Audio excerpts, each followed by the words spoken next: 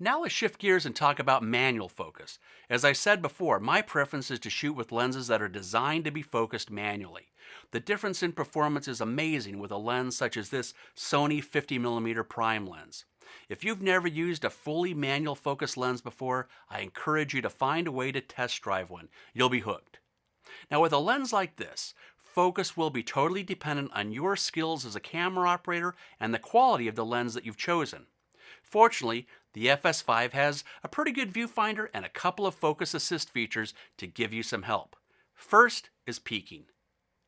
Peaking is an adjustable setting that adds edge enhancement to make focusing easier, but it has no direct effect on what is actually being recorded. The peaking signal that appears around the edges of subjects within the frame indicates that those items are probably in sharp focus. Yes, it looks a little ugly in the viewfinder, but it's more important to ensure that the focus is right on the money, especially when shooting 4K. Unfortunately, just as with Zebra, there isn't a dedicated button on the FS5 for turning peaking on and off, so you'll either have to dig down into the menus or program one of the assign buttons. I normally have assign button number 2 on my camera programmed for peaking, but let's turn it on with the menus right now. I'll press the menu button, go to the Display Set tab, and then choose peaking.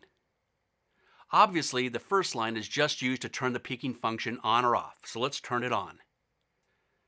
The next pair of submenus control how peaking is displayed.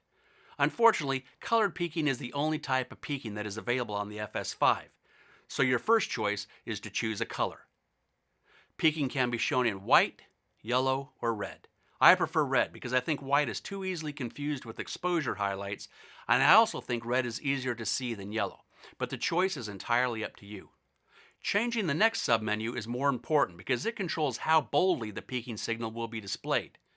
Again, your choice here is purely a matter of personal preference, and I recommend that you experiment with all three options to see which one you prefer.